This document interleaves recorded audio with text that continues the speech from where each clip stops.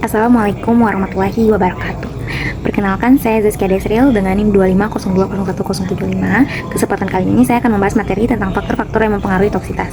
Sebelum masuk ke materi, kita pahami dulu, yaitu banyak orang berpikir kalau suatu zat itu beracun atau tidak hanya tergantung dari dosisnya. Padahal kenyataannya tidak sesederhana itu. Ada beberapa faktor lain yang juga mempengaruhi bagaimana tubuh kita merespon suatu zat. Nah, secara umum ada 3 faktor utama, yaitu faktor individu, faktor lingkungan, dan sifat kimia dari satu zat itu. Yang pertama, faktor individu. Faktor individu berkaitan dengan kondisi tubuh setiap orang. Jadi, walaupun terpapar zat yang sama, respon setiap orang itu berbeda. Contoh yang pertama adalah usia. Bayi dan lansia biasanya lebih rentan mengalami efek toksik karena sistem metabolisme dan proses detoksifikasi tubuh mereka belum sempurna atau sudah menurun. Yang kedua, jenis kelamin. Perbedaan hormon enzim dan komposisi lemak tubuh bisa mempengaruhi bagaimana zat diserap dan dimetabolisme. Selanjutnya ada genetik. Setiap orang punya susunan gen yang berbeda, sehingga kemampuan tubuh dalam metabolisme juga berbeda. Kemudian ada status kesehatan. Kalau seseorang memiliki penyakit hati atau ginjal, proses detoksifikasi dan pengeluaran racun akan terganggu, sehingga racun lebih lama berada di dalam tubuh. Selain itu ada kondisi gizi.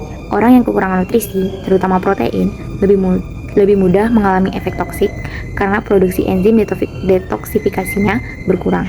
Dan yang terakhir adalah kebiasaan hidup, misalnya merokok, minum alkohol, atau mengkonsumsi obat tertentu. Semua itu bisa mempengaruhi proses metabolisme zat di dalam tubuh. Selanjutnya, faktor lingkungan. Faktor lingkungan adalah kondisi di sekitar kita yang dapat meningkatkan atau menurunkan efek toksik suatu zat. Yang pertama adalah suhu. Semakin tinggi suhu, penyerapan bahan kimia bisa semakin cepat dan reaktivitasnya juga meningkat. Yang kedua, kelembapan dan ventilasi. Kalau ruangan lembab dan ventilasinya baik, paparan zat melalui udara akan lebih besar. Yang ketiga adalah paparan bersama zat lain. Misalnya, seseorang terpapar 2 bahan kimia sekaligus. Kedua zat itu bisa saling memperkuat efek toksiknya, saling melemahkan atau bahkan menghasilkan efek baru. Yang keempat, paparan kronis terhadap polutan. Paparan dalam jangka panjang terhadap logam berat atau pestisida dapat menyebabkan racun menumpuk di dalam tubuh. Dan yang terakhir adalah kondisi sosial ekonomi. Orang yang memiliki akses terhadap makanan bergizi, air bersih, dan pelayanan kesehatan umumnya memiliki daya tahan tubuh yang lebih besar terhadap paparan zat toksik. Nah, yang ketiga adalah faktor kimia zat. Faktor ini berasal dari sifat zat itu sendiri. Yang pertama adalah ukuran molekul dan struktur kimia. Hal ini menentukan apakah zat tersebut mudah masuk ke dalam sel atau tidak. Yang kedua, larutan. Kelarutan. Zat yang larut dalam lemak biasanya akan menumpuk di jaringan lemak dan sistem saraf, sedangkan zat yang larut dalam air lebih mudah dikeluarkan melalui urin.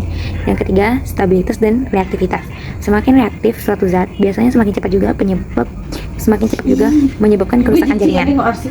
Yang keempat adalah metabolisme zat. Ada beberapa zat yang justru menjadi lebih beracun setelah dimetabolisme oleh tubuh. Contohnya paracetamol dosis tinggi yang dapat menghasilkan metabolit yang merusak hati. Dan yang terakhir adalah afinitas terhadap target biologis. Artinya setiap zat memiliki organ sasaran tertentu. Ada yang lebih banyak menyerang hati, ada yang menyerang saraf, dan ada juga yang menyerang organ lainnya.